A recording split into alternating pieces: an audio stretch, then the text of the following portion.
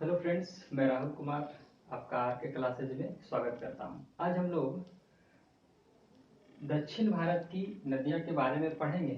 वैसी नदियां जो बंगाल की खाड़ी में अपना नदी प्रवाहित करती है। ठीक है, इसके पहले हम लोग पिछले क्लास में पढ़े थे कि वैसी नदियां जो अरब सागर में अपना जल गिराती है, जिसके बारे में पिछले क्लास में हम लोग पढ़ चुके थे। आज हम लोग पढ़ेंगे कि दक्षिण भारत की वो सभी नदियां जो अपनी पानी कहाँ गिराती है, बंगाल की खाड़ी में गिराती है। ठीक है, सबसे पहले थोड़ा सा जान लेते हैं। यहाँ पे देख रहे हैं कि बहुत सारी नदियां कहाँ से निकल रही है, इस साइड से निकल रही है, पश्चिमी घाट से निकल रही बहुत सारी नदियां। तो इसके पिछले क्लास में हमने बताया था कि जो ये प्रायद्वीपीय भारत है वो थोड़ा सा पूर्वी साइड क्या है, ढलानुमा है, यानी कि इस टाइप से है। अगर इस टाइप से है कि थोड़ा सा अगर नदी अगर कहीं इधर से निकलेगी तो सारा पानी किधर इस टाइप से बहेगी। इसलिए नदी यहाँ से भी निकल रही है, यहाँ से निकल रही है, पश्चिमी घाट से निकल रही है, फिर भी नदी किधर प्रवाहित हो रही है, अपनी पूर्वी साइड प्रवाहित हो रही है। इसका क्या रीजन हुआ? इसका रीजन यही है कि भारत जो प्रायद्वीपीय भारत है वो थोड़ा सा पूर्वी साइड ढलानुमा है, इसलिए जितने भी नदी निकल रही है सारा किस साइड प्रवाहित हो रही है, पूर्वी साइड प्रवाहित हो रही है। इसलिए यहाँ पे देखे थे कि पश्चिमी घाट की जो पर्वत थी वो बहुत ऊंची ऊंची पर्वतें थी, लेकिन अगर इधर देखेंगे पूर्वी घाट में तो पूर्वी घाट में कहीं भी वैसी ऊंची ऊंची पर्वतें नहीं मिलेगी और उतनी लंबी भी नहीं मिलेगी। इसलिए क्योंकि नदियां जब प्रवाहित होती है तो पर्वतों को काट करके अपना यहाँ डेल्टा बनाती है, इस साइड प्रवाहित होती है। इसलिए इस साइड जो पहाड़ी भाग मिलेगा वो कटा छटा मिलेगा। ठीक है, क्योंकि इस साइड नदियां प्रवाहित हो रही है। अब एक पढ़ते हैं कि कौन कौन सी नदी है जो बंगाल की खाड़ी में जल को गिराती है। तो सबसे पहले यहाँ पे है स्वर्ण रेखा नदी, उसके बाद है बैतरनी नदी, ब्राह्मणी नदी, महानदी, गोदावरी, कृष्णा, पेनार, कावेरी, बैगाई और ताम्रपानी नदी। ठीक है, इसमें अगर इंपॉर्टेंट देखा जाए तो स्वर्ण रेखा इंपॉर्टेंट नदी है, महानदी इंपॉर्टेंट नदी है जिससे कि क्वेश्चन पूछते हैं, गोदावरी नदी बहुत ही इंपॉर्टेंट है, कृष्णा नदी इंपॉर्टेंट है और कावेरी नदी, यानी कि 1 2 3 4 5 ये 5 नदियां बहुत ही इंपॉर्टेंट है जो कि बार बार क्वेश्चन पूछता है। ऐसे हम सारी नदियों के बारे में पढ़ेंगे कि कहाँ से निकलती है और अपना जल कहाँ प्रवाहित होती है, कौन कौन सा राज्य से होकर के प्रवाहित होती है और इसकी कौन कौन सी इंपॉर्टेंट सहायक नदी है, इसके बारे में आज हम लोग पढ़ेंगे। ठीक है, तो सबसे पहले देखते हैं स्वर्ण रेखा नदी। सबसे पहले स्वर्ण रेखा नदी के बारे में पढ़ते हैं। स्वर्ण रेखा नदी कहाँ से निकलती है? तो स्वर्ण रेखा ये दिखाया गया कर्क रेखा को। ठीक है, 48.5 डिग्री भारत से पास करती है कर्क रेखा। कर्क रेखा में पता है कि झारखंड की राजधानी रांची, कर्क रेखा पर ही क्या है, झारखंड की राजधानी रांची है, मान लेते हैं यहाँ पे रांची है। तो स्वर्ण रेखा नदी है जो झारखंड की राजधानी रांची के पास से छोटा नागपुर पठार से निकलती है। तो स्वर्ण रेखा नदी कहाँ से निकलती है? रांची के पास से छोटा नागपुर पठार से निकलती है और अपना मुहाना कहाँ बनाती है? तो अपना मुहाना उड़ीसा के तट पर बनाती है, यानी कि ये निकलती है छोटा नागपुर पठार से और अपना मुहाना बनाती है उड़ीसा के तट पर। ठीक है, ये स्वर्ण रेखा नदी हो गई। स्वर्ण रेखा नदी की और एक खास ये बात है कि स्वर्ण रेखा नदी जो है झारखंड की इंपॉर्टेंट नदी है। स्वर्ण रेखा नदी के तट पे ही जमशेदपुर शहर बसा हुआ है। झारखंड का एक इंपॉर्टेंट शहर है जमशेदपुर, जो कि स्वर्ण रेखा नदी पे ही बसा हुआ है। तो इसमें क्या होता है कि जितने भी यहाँ पे झारखंड में जितने भी कल कारखाने हैं वो मेन रूप से मैक्सिमम स्वर्ण रेखा नदी के तट पर है, जिसके कारण इसके द्वारा जितने भी केमिकल वगैरह यूज होते हैं वो सारे इस नदियों के द्वारा प्रवाहित होते हैं। केमिकल कचरा जितना भी तरीका का होता है सारा स्वर्ण रेखा में प्रवाहित होते हैं, जिसके कारण इस नदी में कोई भी जंतु नहीं पाए जाते हैं, जीवित जंतु। इसलिए स्वर्ण रेखा नदी को हम जैविक मरुस्थल के नाम से जानते हैं। ये क्वेश्चन कभी पूछ सकता है आपसे कि कौन सी नदी को जैविक मरुस्थल के नाम से जानते हैं, तो स्वर्ण रेखा नदी। इसका रीजन क्या है? क्योंकि जितने भी झारखंड में कल कारखाने हैं उससे जो कचरा निकलता है, केमिकल रसायन निकलते हैं, सारे इस नदी के द्वारा प्रवाहित होते हैं, जिसके कारण जीव जंतु यहाँ पे मृत हो जाते हैं। इसलिए यहाँ पे कोई भी जीव जंतु नहीं पाए जाते हैं। ठीक है, ये हो गया स्वर्ण रेखा नदी। कहाँ से निकलती है ये याद रखना, छोटा नागपुर पठार से, झारखंड की राजधानी रांची के पास से निकलती है। अब बात करते हैं दूसरी नदी जो कि है बैतरनी नदी। बैतरनी नदी कहाँ से निकलती है? तो बैतरनी नदी जो है ये उड़ीसा के क्योंझर पठार से निकलती है। कहाँ से निकलती है? उड़ीसा में एक पठार है क्योंझर पठार। कहाँ से निकलती है? उड़ीसा के क्योंझर पठार से निकलती है। बैतरनी नदी कहाँ से निकलती है? उड़ीसा के क्योंझर पठार से निकलती है और उड़ीसा के तट पे अपना मुहाना बना लेती है। ये हो गया बैतरनी नदी। अब बात करते हैं ब्रह्मणी नदी। तो ब्रह्मणी नदी भी कहाँ से निकल रही है? ब्रह्मणी नदी भी झारखंड की राजधानी रांची के समीप छोटा नागपुर पठार से निकलती है और उड़ीसा के तट पे अपना मुहाना बनाती है ब्रह्मणी नदी। तब कहाँ से निकलती है? ब्रह्मणी नदी छोटा नागपुर पठार से निकलती है और कहाँ मुहाना बनाती है? तो उड़ीसा के तट पर मुहाना बनाती है। ये होगी ब्रह्मणी नदी। ठीक है, यानी कि स्वर्ण रेखा और ब्रह्मणी नदी दोनों छोटा नागपुर पठार से निकलती है। और कहाँ छोटा नागपुर पठार? झारखंड से निकलती है। ये हो गई दो नदी। अब बात करते हैं महानदी। महानदी नदी जो है ये निकलती है आपका यहाँ, ये है छत्तीसगढ़। महानदी जो है छत्तीसगढ़ के दंडकारण्य पठार से निकलती है। दंडकारण्य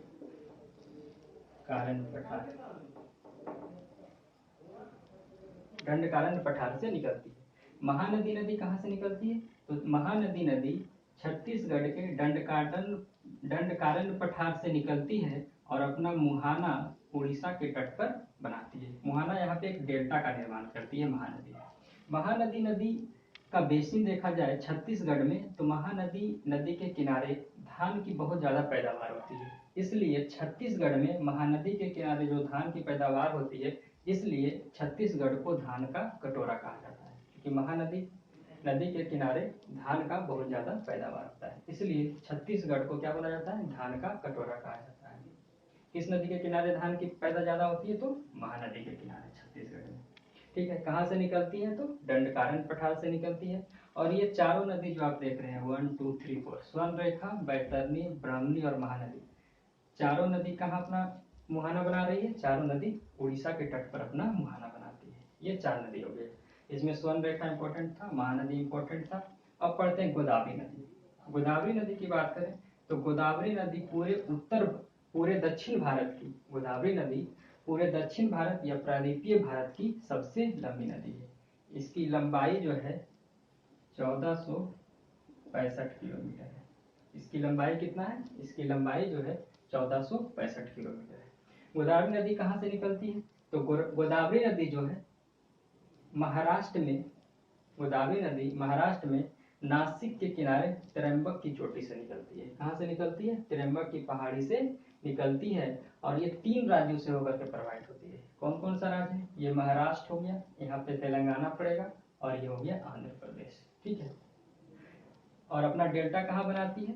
डेल्टा अपना बनाती है, ये शहर है यहाँ पे राजमुंदरी के पास अपना डेल्टा का निर्माण करती है, जो कि पड़ता है आपका आंध्र प्रदेश में। ठीक है, आंध्र प्रदेश में राजमुंदरी के पास अपना डेल्टा बनाती है। गोदावरी नदी की कुछ सहायक नदियां हैं, जिसके बारे में थोड़ा सा इधर लिख लेते हैं। कौन कौन सी गोदावरी नदी की सहायक नदियां हैं? गोदावरी की सहायक नदियां हैं आपका पेनगंगा, वेनगंगा,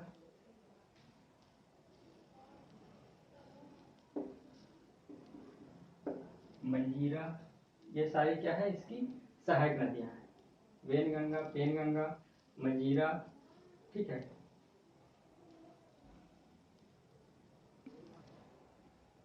है, पेनगंगा, वेनगंगा, मंजीरा।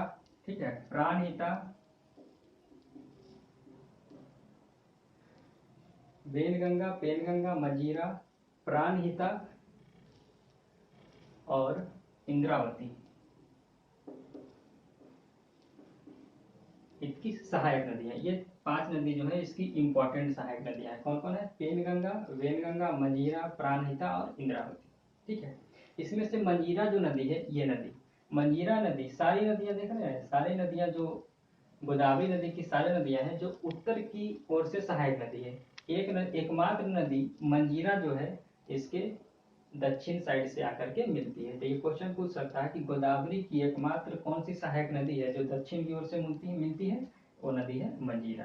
ठीक है, अगर बात करें कि गोदावरी नदी की सबसे लंबी सहायक नदी कौन सी है, तो गोदावरी नदी की सबसे लंबी सहायक नदी वैनगंगा है। ये जो वैनगंगा है ये नदी है वैनगंगा, ठीक है, वैनगंगा। ये नदी गोदावरी नदी की सबसे लंबी सहायक नदी है, ठीक है। ये नदी है इंद्रावती। इंद्रावती नदी जो है उड़ीसा से निकलती है, उड़ीसा से निकलती है और यहाँ पे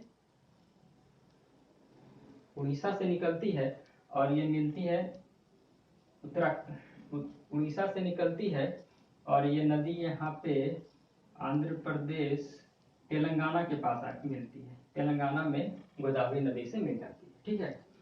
ये हो गया आपका इंद्रावती नदी, ये वैनगंगा, और ये हो गया मंजीरा नदी, ठीक है।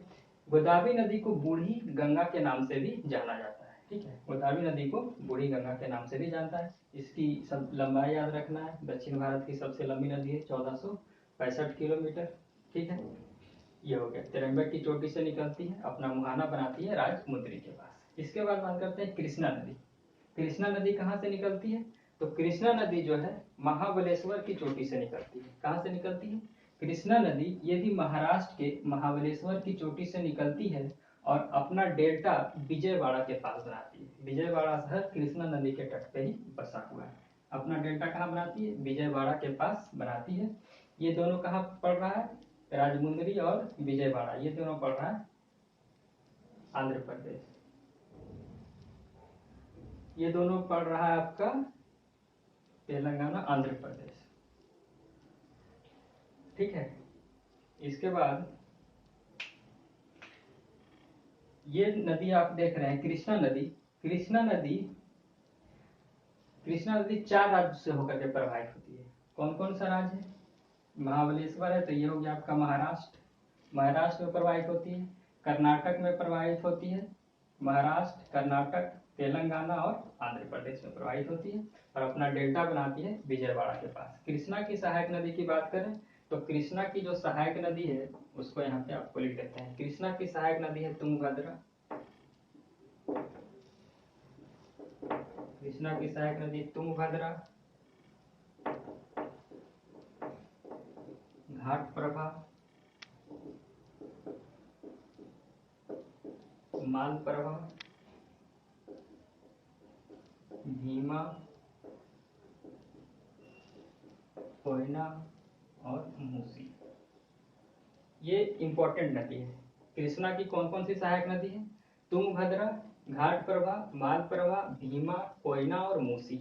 मूसी शहर पे ही यहाँ पे कृष्णा की सहायक नदी एक मूसी है, इसी के तट पर हैदराबाद शहर बसा हुआ है, ठीक है। इसकी सबसे लंबी नदी अगर देखा जाए कृष्णा नदी की तो तुंगभद्रा नदी है। तुंगभद्रा दो नदी मिलकर के बनी है, तुंग और एक भद्रा। तुंग और भद्रा दोनों आगे जाकर के मिल जाती है, जिसको हम बोलते हैं तुंगभद्रा नदी, जो कि कृष्णा नदी की सबसे लंबी नदी है, ठीक है। तो ये आपको 5-6 नाम जो भी याद रखना है सहायक नदी के बारे में। कृष्णा की सहायक नदी, और इधर गोदावरी की सहायक नदी जो 5 है ये याद रखना। इससे क्वेश्चन पूछ सकता है कि कौन सी नदी किसकी सहायक नदी है, ठीक है। ये हो गया कृष्णा नदी। इसके बाद पढ़ते हैं पेन्नार। और एक चीज है कृष्णा और गोदावरी, कृष्णा और गोदावरी के बीच में जो डेल्टा बनता है वहीं पे एक झील है जिसको बोलते हैं कोलोरी झील। कोलोरू झील यहीं पे है। कोलोरी झील जो आंध्र प्रदेश में है, कोलोरू झील वो गोदावरी और कृष्णा के डेल्टा के बीच में कहीं बना हुआ है, ठीक है। यहाँ से क्वेश्चन पूछता है कि कोलोरू झील कहाँ पे है, तो आंध्र प्रदेश में कृष्णा और गोदावरी के डेल्टा के बीच में है, ठीक है। उसके बाद पेन्नार नदी की बात करें तो पेन्नार नदी कृष्णा और कावेरी, पेन्नार नदी जो है कृष्णा और कावेरी के बीच में प्रवाहित होती है। ये नदी निकलती कहाँ से, तो ये नदी कर्नाटक के, ये नदी जो है कर्नाटक के कोलार से निकलती है। कोलार एक डिस्ट्रिक्ट है कर्नाटक में, कर्नाटक के कोलार से निकलती है और अपना डेल्टा बनाती है, ठीक है। आंध्र प्रदेश में अपना डेल्टा बनाती है। उसके बाद कावेरी नदी एक इंपॉर्टेंट नदी है। कावेरी नदी कहाँ से निकलती है, तो कावेरी नदी जो है, कावेरी नदी पश्चिमी घाट में कर्नाटक के, कावेरी नदी पश्चिमी घाट के कर्नाटक के ब्रह्मगिरी चोटी से निकलती है और अपना डेल्टा बनाती है। ये आपका पड़ता है कोरोमंडल तट के पास। कहाँ डेल्टा बनाती है, कोरोमंडल के पास, कावेरी पट्टनम के पास अपना डेल्टा बनाती है, ठीक है। तो कावेरी नदी कहाँ से निकलती है? ब्रह्मगिरी चोटी से निकलती है कर्नाटक से, अपना डेल्टा बनाती है कहाँ पे? कोरोमंडल तट के पास। कावेरी नदी की एक और खासियत यहाँ पे है कि कावेरी नदी को दक्षिण भारत की गंगा कहा जाता है। क्या कहा जाता है? कावेरी नदी को दक्षिण भारत की गंगा कहा जाता है। क्योंकि इसलिए कहा जाता है क्योंकि दक्षिण भारत की सारी नदियों को देखा जाए तो सारी नदियों में हमेशा पानी नहीं रहता सालों भर, लेकिन कावेरी नदी में सालों भर यहाँ पानी रहता है। इसलिए पानी रहता है क्योंकि एक तो दक्षिण पश्चिम मानसून से यहाँ बारिश होती है, उसके बाद एक पढ़ेंगे कि लौटती हुई मानसून से बारिश होती है। तो लौटती हुई मानसून से बारिश अगर होती है तो सिर्फ और सिर्फ कोरोमंडल के तट पे ही बारिश होती है। तो इसको अगर देखा जाए तो गर्मी में दक्षिण पश्चिम मानसून से यहाँ बारिश होता है, जिससे इस नदी को बारिश का पानी मिल जाता है। और जब उत्तर पूर्वी मानसून से जाड़े के ऋतु में बारिश होती है तो यहाँ पे कोरोमंडल तट के पास कावेरी नदी को यहाँ भी पानी मिल जाती है। इसलिए गर्मी के दिनों और ठंडी के दिनों दोनों में इस नदी को बारिश का पानी मिल जाता है। इसलिए इस नदी में सालों भर पानी रहता है। इसलिए कावेरी नदी को क्या बोलते हैं? दक्षिण भारत की गंगा बोलते हैं। ठीक है, कावेरी नदी हो गया। कावेरी नदी की कहाँ कहाँ से बह रही है? तो कावेरी नदी दो राज्य से प्रवाहित होती है। कावेरी नदी एक कर्नाटक और तमिलनाडु से होकर के प्रवाहित होती है। लेकिन कावेरी नदी जल विवाद बहुत ज्यादा फेमस है। तो कावेरी नदी का जल विवाद किस किस राज्यों में है? तो कावेरी नदी तो बहती है कर्नाटक और तमिलनाडु में, लेकिन इस नदी में बहुत सारी सहायक नदी भी आकर के मिलती है। इसलिए इसका विवाद जो चलता है वो कर्नाटक, तमिलनाडु, इधर केरल पड़ता है, केरल और इधर आपका हो गया आंध्र प्रदेश के साथ विवाद चलता है। 4 राज्यों के साथ चलता है। कौन कौन सा राज्य के साथ विवाद चलता है कावेरी नदी जल विवाद? तो यहाँ से हो जाएगा आपका कर्नाटक, तमिलनाडु, केरल और आंध्र प्रदेश। और आंध्र प्रदेश से भी एक और राज्य बना है जो कि तेलंगाना, तो तेलंगाना भी उसमें शामिल हो जाएगा। ठीक है, तो ये 4 राज्यों के साथ कावेरी नदी जल विवाद है। 5 राज्य भी बोल सकते हैं अगर यहाँ पे तेलंगाना को ऐड करें तो। ठीक है, ये इंपॉर्टेंट है, क्वेश्चन पूछता है। ठीक है, कहाँ से निकलती है? तो ब्रह्मगिरी से निकलती है। ठीक है, अब 2 नदी बच गया, बैगाई और ताम्रपर्णी नदी। ठीक है, तो बैगाई नदी कहाँ से निकलती है? तो बैगाई नदी अगर देखा जाए तो तमिलनाडु में, बैगाई नदी यहाँ पे तमिलनाडु है, तमिलनाडु के बरुसनाथ पहाड़ी से निकलती है। कहाँ से निकलती है? ये जो नदी है ये निकलती है बरुसनाथ पहाड़ी से।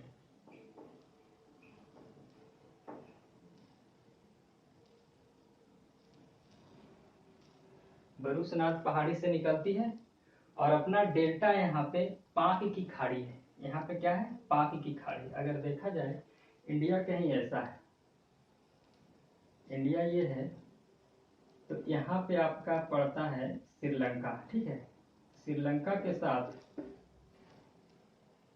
यहाँ पे ऐसे श्रीलंका है। ठीक है, तो श्रीलंका के साथ ऊपर में बना हुआ है पाक की खाड़ी। ऊपर में है आपका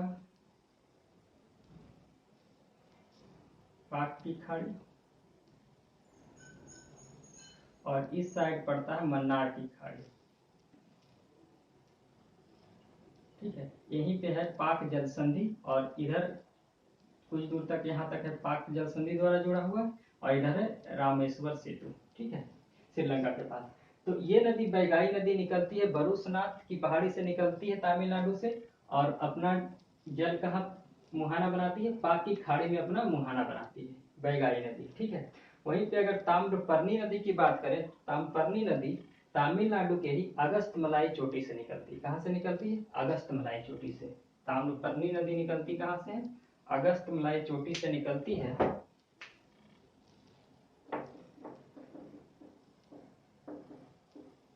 अगस्त्यमलाई चोटी से निकलती है। कहाँ से निकलती है? ताम्रपर्णी चोटी जो है तमिलनाडु के ही अगस्त्यमलाई चोटी से निकलती है और अपना मुहाना कहाँ बनाती है? तो ये बनाती है मन्नार की खाड़ी में। ये अपना जल कहाँ गिराती है? मन्नार की खाड़ी में गिराती है। ठीक है, बैगाई नदी अपना जल गिराती है पाक की खाड़ी में और ताम्रपर्णी नदी अपना जल गिराती है मन्नार की खाड़ी में।